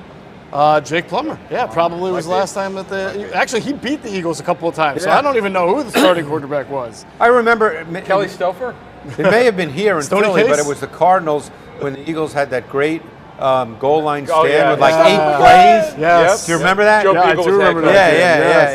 that. Yeah. Merrill said, he stopped him again. Yeah. So obviously the Eagles are 0-5 in that stadium, including a memorable loss that Jason Avant can probably speak to. He was involved in that game. That was the 2008 NFC Championship game. That's when I had the Warner Fitzgerald game. Yeah. The Tim Hightower ran for 8 yards on 4th and 7, I think. That was a Sean Considine, Quentin Dimps. Oh yeah.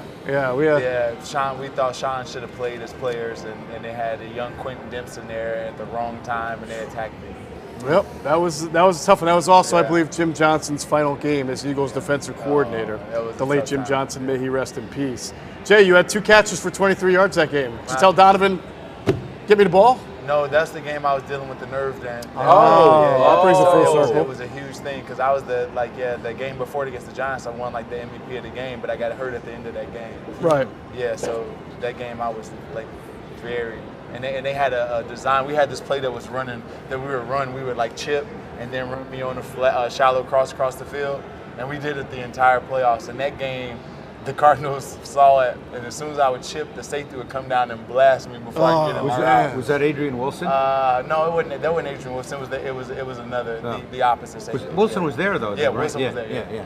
Well, did you Talking take about a good football player. He was a good football player. Yeah. To be able to play in that game with that pinched nerve, did you take anything for it? I tried to, but every time I would get hit, it would take me out for 7-8 plays. That's rough. It was just really tough. So on the East Coast, we tend to view the West Coast teams and their venues as not as intense, not as passionate. Not like the Link here, where the fans go crazy, except for Oakland, right? Except for Oakland. But that's what I wanted to ask you. I think that might, because Arizona has as many home victories as the Eagles. It's very close, 71-73 since the start of 2006. I would say that they're just as passionate as our fans, if not more. Yeah. Cardinals? No, Cardinals? I'm not just Cardinals. It's just the West Coast in general. Like when you start dealing with decibel crowds. Seattle, yes, I Austin agree. Stadium in college is the highest. Right. Seattle is the highest. I would put Oakland and Seattle up there when they were in Oakland. When you start to really recognize it, they love football too. It's not just. And by the way, there are going to be a lot of Eagle fans. A lot of our listeners have told us there are going to be a lot of Eagle fans Saturday. They travel well, especially when the weather is warm. The weather is nice. Especially when the weather's nice. Yep. And it is out there. It's about time for us to get a win there. So There you go. Well, let's hope maybe it's not their only game at the stadium this year. That's true. Yeah, in Glendale. I would love to I'm go sure everybody hopes that Cardinals are going to do badly all weekend against teams from Philadelphia. Right, that's right. How about that? Already 2-0. How about that?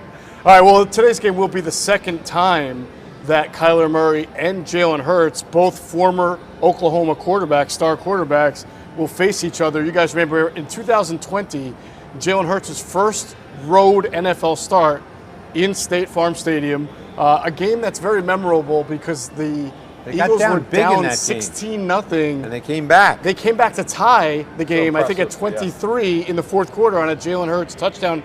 Adam, you often refer to that, even in a loss, as a memorable part of Jalen Hurts' career where he showed a poise and a leadership that you don't always see from a new guy like First that. of all, he took the safety. Was it the first or second series of that game?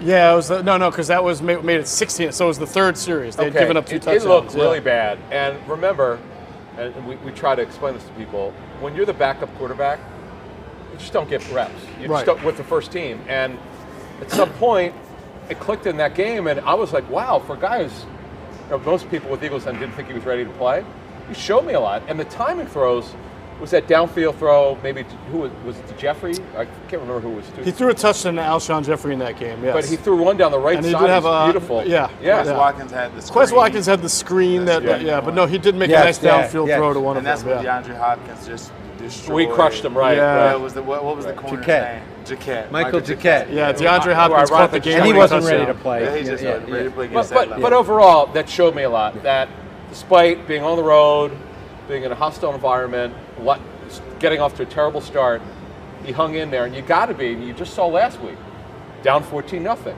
You're not used to being down because you're dominating every game, particularly in the first half, second quarter. And they hung in there, and the worst throwing conditions you could have. They got off the terrible. You mean start. last week? Yeah, the interception was bad. They hung in there, and you're seeing that part of them. You could draw on that experience as a quarterback because you got to be mentally tough when things are not going right. Right. Jay, where are you with Jalen Hurts right now as far as his development? I mean, is there much left for him? There's a long season left. Obviously, you could have bad games, good games, but I want to know when you watch how the team reacts to him. His play is obviously increased, but just the team's reaction to him as their leader. I think that the team definitely knows they respect him. They respond to him, and it's clear that he's their leader. Right. I've loved Jalen Hurts' progression, and it's going through the roof. There is still a lot of meat on the bone. Okay. Which he always says. lot. Yeah. That's what Jalen Hurts is. And Right. what would you say? There is a lot. Yeah, where's that meat? Yeah. What would you say after watching 4 games where he's clearly played well? Yeah. Okay, even someone like Kurt Warner, who we all respect, and I know Kurt very well, said that he's playing at a high level. If you had to say, and you've been there, as a coach, so what would you say based on watching him on tape that you think continues to need improvement? Because there's no way he's a finished product. No, so he's benefiting from guys winning early, right? So when you have a number one option and your number one option is A.J. Brown and he's going to win that 90% of the time, you don't have to go through your progression. Same way with Devontae Smith. You got him one-on-one down the field, and these guys are going up and making extravagant, great NFL football plays over guys' head and coming down with the ball. Are those throws being made? Yes, they're being made, but you're not going to your third option on these plays. And last week there was a few times where the Jaguars had Jalen Hurts' number with the first couple options taken away, and he missed the running back in the flat. 2 different times that were big gainers. One time could have been a 40-yard gain on his interception to the right side, right? He goes through the progression, realizes that, first of all, I don't know if you noticed that, but Darius Williams was totally either wrong or he just ran across the field, right? But it was unsound defense. They had no flat defender in the cover 3 on the right side. Right. Him being able to recognize that and dump it down would be a 20, 30-yard gain. Like, so little things like that, getting to the 3rd and 4th. And there's no better way to explain this, but that Quez Watkins in 4 games has 4 targets. Right. the upper echelon players in the league, the quarterbacks in the league, they're going to spread their wealth around, and you're going to be able to see a game from Quez Watkins that'll go for 100 yards or something like that eventually. Yes. And I'm not saying that Jalen Hurts is playing bad. No, you're just saying he can get to that. He's playing at a great level. Right. In order to get to that top level, right, he has to be able to go through his progressions quicker and find those guys and get them acclimated into the game. And I think one of the things, and I don't view this as a bad thing at all, because this is what coaches are supposed to do. The scheme, I think, has really helped. Because what you're trying to do as a coach with your pass game, obviously everything is based on film study, probability, tendency. You don't call plays randomly. You call plays based on your study of the opposing defense. Hey, if it's 3rd and 6, we anticipate, based on probability and tendency, we're going to get one of two things. You know, that's how you do your work. Right. And I think the scheme has really helped, because all offensive coordinators are looking to get the ball thrown to the primary receiver. Right. Yes. And that doesn't always happen, obviously, but I think in this offense, it's happened a lot.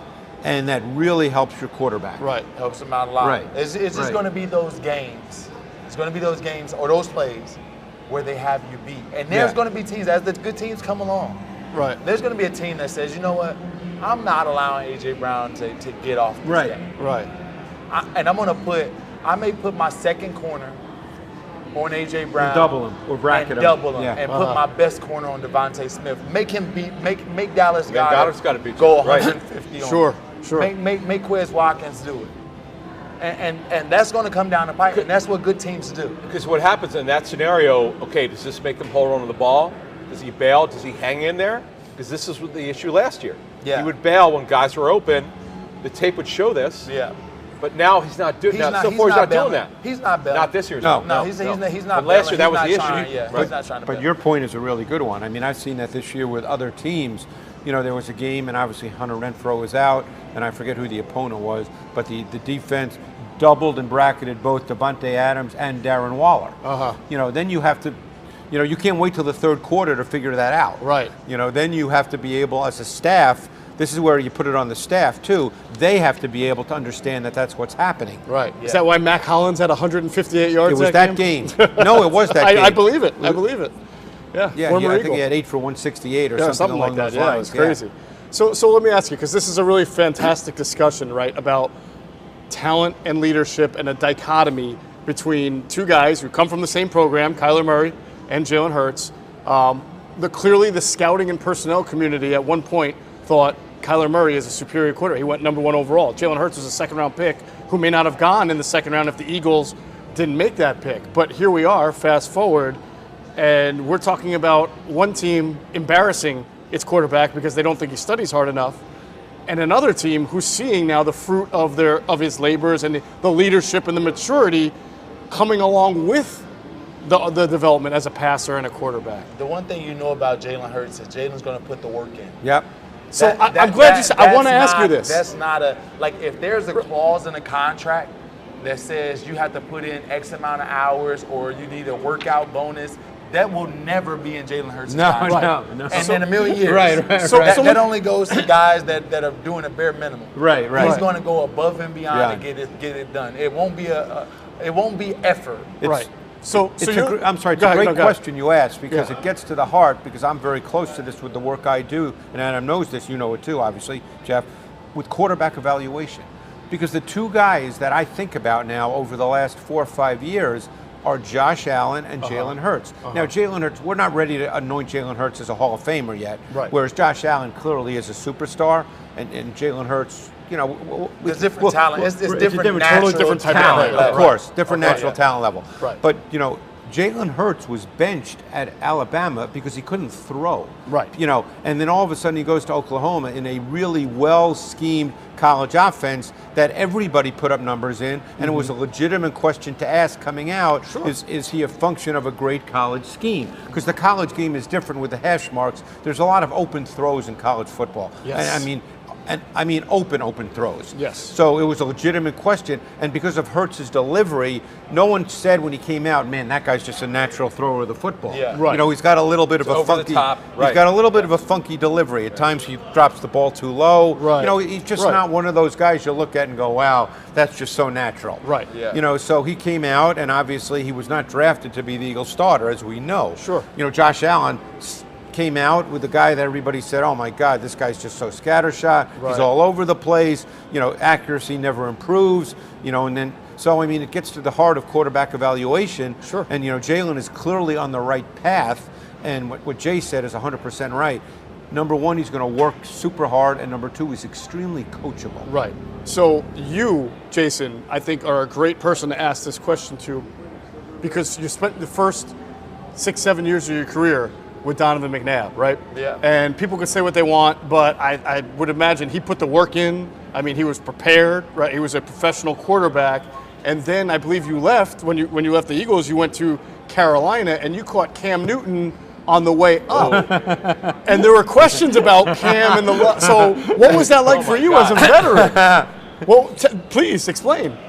I don't know if I should explain. I think you've just explained everything I was wondering. Yeah, so yeah, it was football hell. It was like to go from a program organization, just from organization standpoint of wanting to win, everything that you need in order to win, to a different organization that was just happy with being okay. Yep. And did the minimum. Right. And they didn't expect much from the quarterback, and they coached him like he was, you know, someone's favorite child rather than a grown man playing quarterback. Right. And so you had to deal with the ups and downs of that and the ego behind that and many other things that you had to deal with. But it wasn't preparation. Right. And it wasn't hard work. Right. And so his So talent, you his went through talent that. won games, but it was always a ceiling.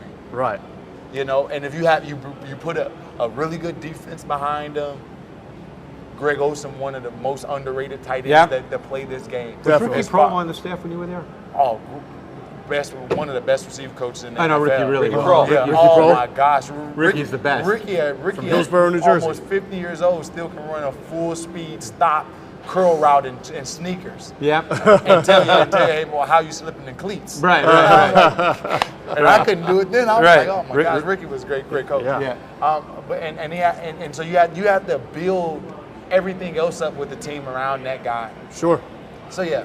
So It's a you total can difference. empathize right now with basically with what Zach Ertz is going through. Yeah. From his time with the Eagles, whether it was my gosh, it's been a lot of pretty good quarterbacks for him, Yeah, right? man, Whether yeah. it was Vic or Carson or Carson, Jalen whoever it Hurts is. to But the Kyler Murray. professionalism is Right. what you yearn for when you are a professional. Right. You know, when you see it. yeah. Greg, You know, what can Jalen Hurts expect today from a blitz standpoint? Because the Cardinals are a high-end blitzing team. Yeah, the Cardinals They are. don't have a lot of sacks, Number though, which two, is weird. actually, in the they Yeah, only got 4 sacks this year. Yeah. That's all I want to know about. No, the Cardinals are an interesting defense because they're a heavy blitz defense, but they're not a heavy man-to-man defense.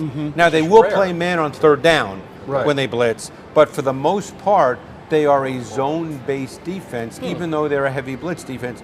Very often, those two things don't go Right. together. Is that Vance Joseph throughout his career, or is that just an I adjustment? don't know Vance Joseph's whole career, so I Okay. don't want to make something up. Gotcha.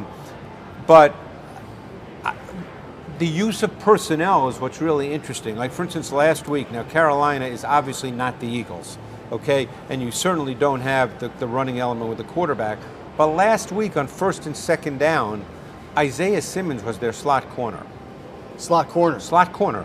And then on third down, they went to conventional nickel because they don't really play dime. They went to conventional nickel and moved Murphy inside, and Trayvon Mullen, who's questionable, played on the outside. Right. But Isaiah Simmons was their slot corner on first and second down. He's listed as their backup safety right now. Yeah.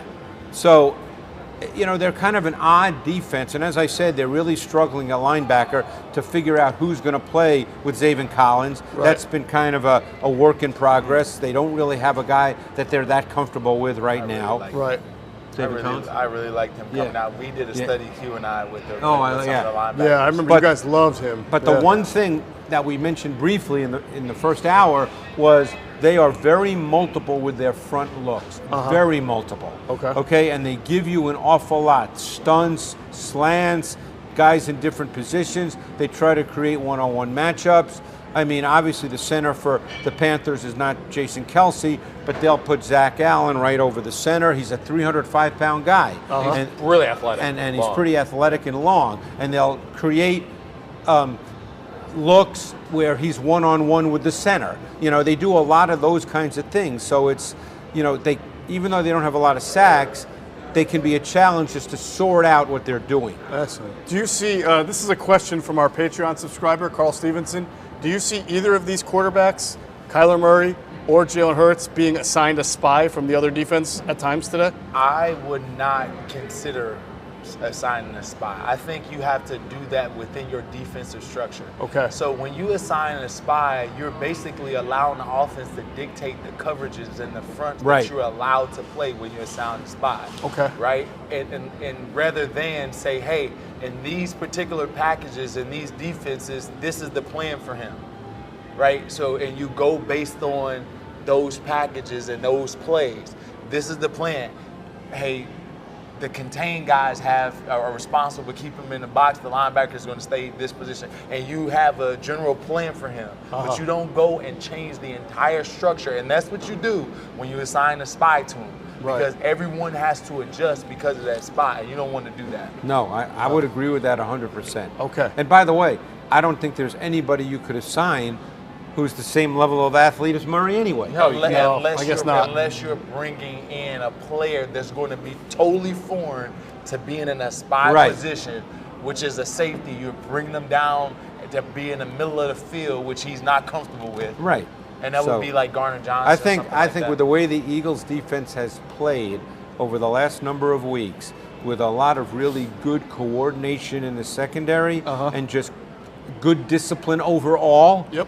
I would not change my entire defense just for today. Okay. I would within the structure of what I do, I would have some tweaks that account for what Kyler Murray can potentially do, but I would not change my structure. All right. But they will blitz. 100%. You do expect Arizona to blitz if they stay true to form. Again, the second highest blitzing team in the NFL. They seem to do that against everybody. Gotcha. You know, Okay. I don't think this play. I wish this player was on a different team.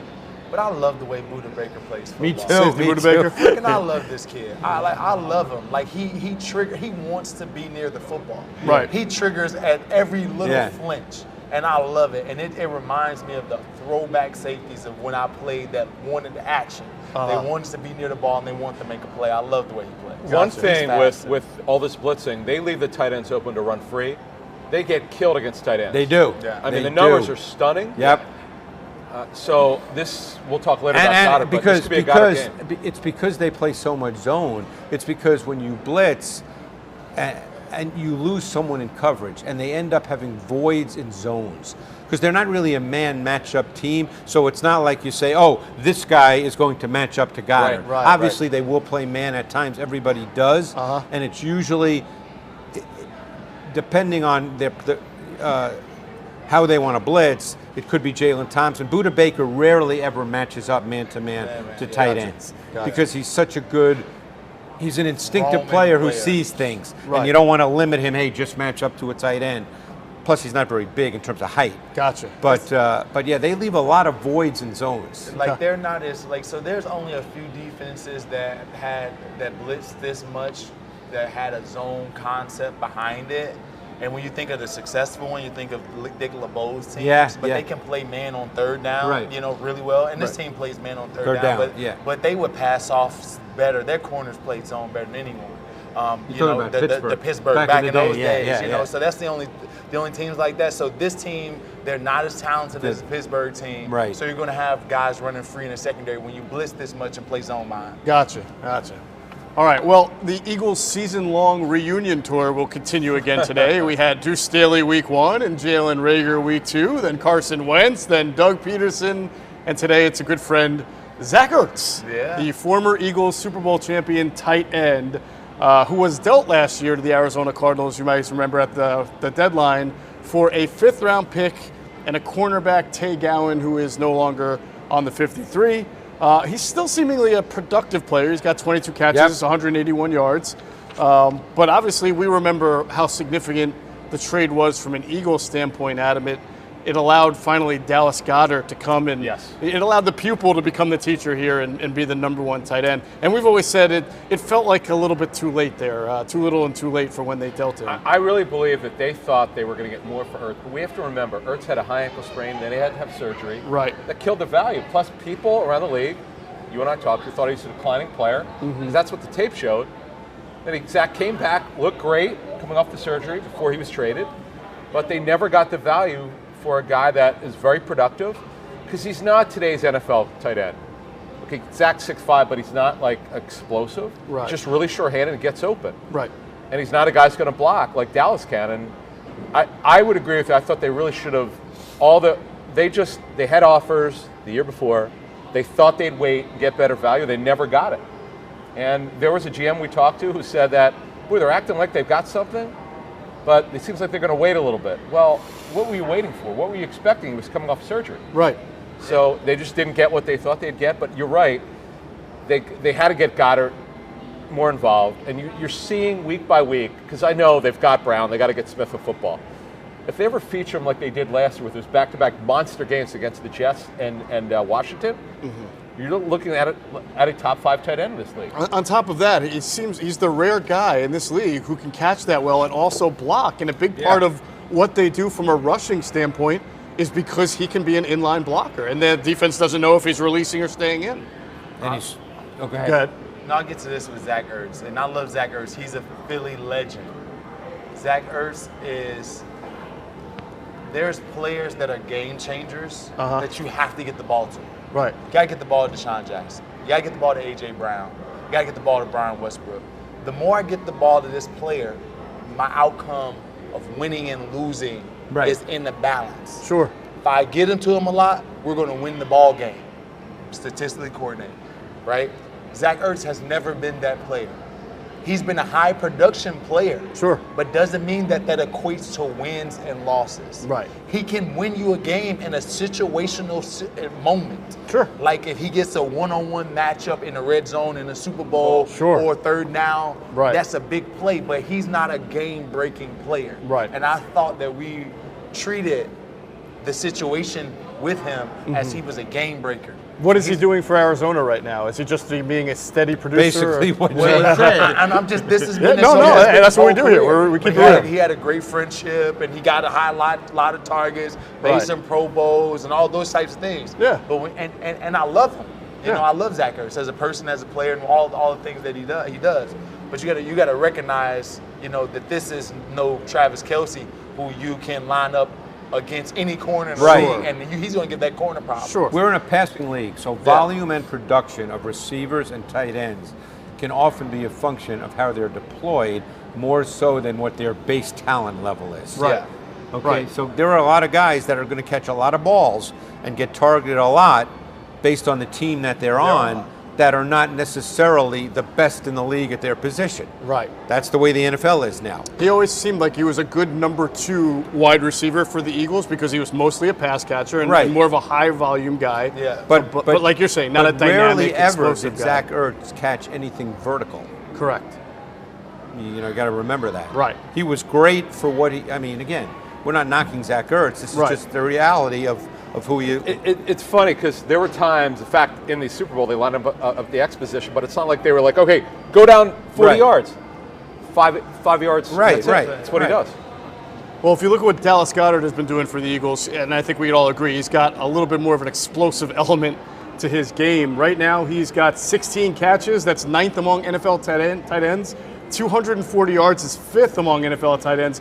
Just 1 touchdown so far. It was on that screen, right? And by the way, that's something that I don't believe Zach Ertz could do, catching those kinds of screens and turn that into the run after catch element that Goddard and was. he would go down if he got near his feet. Goddard was number 1 in the NFL at yards after the catch last year, and he's right up there again. Right, I think he is up there. He had those 16 catches. He only has 20 targets. Right. It's not like he's he's not getting a lot of this targets. could be the day. See, they're 4-0, but what you're saying I agree with. I think Goddard needs to be more involved, and Watkins will never be a high-volume target, But 4 is not enough. Yeah, one a game is not enough for any player. Yeah, to Adam's point, he is #1 among all tight ends in yards per catch at 15. So clearly a guy who is starting to come into his own. I do think someone asked from Patreon because they noticed that the Eagles have been running more tight end screens this year than, say, wide receiver or running back screens. What is the advantage in that? Is it just because he's a tight end? The way he's lined up, you don't know if he's releasing or staying in? Is it deception? Is it talent? What do you see that goes into there? The tight end is always connected most of the time to the line of scrimmage, so it's not a dead giveaway. Right. When a receiver or when a guy's out of position, there's alerts. When you see as soon as a receiver gets in a reduced look, the minus split, there's an alert check that you hear on the field. Cut split. Like that alerts the entire defense. The tight end is in this spot, so it's going to be easier to get screens deployed and people not recognize that it's different. Right. So if you're playing against zone and the tight end shows blocking, you tend to get your second-level defenders retreating. Sure. And then they get better set up to be blocked by your offensive linemen who are coming from inside the line. Right. So the angles become better. If you look at the one against Washington, which was actually a great play call too, because it was a gap scheme look where they actually pulled the tackle, not the guard, and they actually pulled the Davis and Holcomb inside the linebackers. Yeah. But normally, if you're going to show a screen where your tight end initially blocks, defenders will retreat. There you go. Guys, this is for both of you. You've now seen 4 games. I know we had rain last week, but schematically, what do you guys think of the Eagles' offensive scheme so far based on tape study? Jay? I think when you have this level of talent, it's very, very hard to be wrong. Okay. I just do. I think it's very, very hard to be wrong. And I think there's times where you're going to be able to throw the ball up and guys are going to be able to make some plays for you. But I do like everything that we put our hands to as an offense, we've been able to, if you ask us to go out and throw the ball 30 times a game, we've succeeded at it. You ask us to go ahead and run it 30 times a game, we've succeeded at it. Here would be my question. You might know this better than I do because it's very hard on. I know a lot of people say they know. I guess I'm not that smart because I don't know what a quarterback is doing. Right, not what a quarterback's doing at the line of scrimmage. Does Jalen have freedom? Is he doing a lot at the line of scrimmage? In the Redskins game, we caught him a few times. That would be the Commanders. Commanders, my friend. Sorry, we booted off the show now. Well, when you played, they were that. Yeah. So a couple decades whenever ago. I see the colors, I know. that comes out. I know. Yeah, the Commanders. Right. So in the Commanders game, he had a few calls that were him on the goal line. And I don't know if it's because it was a 2-minute situation or not, but he definitely got them into the touchdown to A.J. Brown, which was an excellent call because they had he 3 hurried it up, players right? for 2. Right. So they had a safety to his side and 2 man-to-man. And he called an inside slant to take 2 away and leave a one-on-one. And they had gotten that look 3 or 4 times before in the game, so he recognized it immediately. He recognized it immediately, and he made the call. Right. That was all Jalen Hurts. And also the decision to go to Devontae Smith on the corner route. That was also another Jalen Hurts. Right. So these are things that have happened. So yes, does he have command? He does have command. In some sense, in some situations, I don't know how much it is, but we're definitely seeing a progression from last year where there's plays being called by Jalen Hurts alone. Because when they start hitting A.J. Brown on those in-breakers off coverage and he's wide open, sometimes I wonder, is that a play call? Are they anticipating that, or they're built in something that allows them to do that? In the NFL, there's a concept. You always talk about this. Whenever there's that X backside, whether that be a tight end or whatever, they can have a concept on the opposite side that's a zone concept or whatever. Right. But X is an option. And that guy, quarterback, can give that guy a signal to wherever he wants to give that guy. Especially it can be a post, it can be an end, it can be anything. Especially if he's on the backside of trips, because that receiver is usually not going to be doubled. And it can be, So can that occur and happen? Yes. Yeah. Yes. Yeah. All right, Jason Avant, question from you from our Patreon subscriber Elijah Smalls, which is pertinent today because it's a blitz question, and Arizona likes to blitz, as we talked about. When you watch the offense, do you see an offense that has hot reads built into it for the blitzes, or is it an offense that just has a playbook for certain plays that they're going to run against blitz is not necessarily involving hot routes where the receiver is going to change up at the last minute there or at the line of scrimmage. I think this is an offense that has a blitz spot to go to. I agree. Right? Yeah. So it's not necessarily hot. Remember, if a team knows that you're a hot route team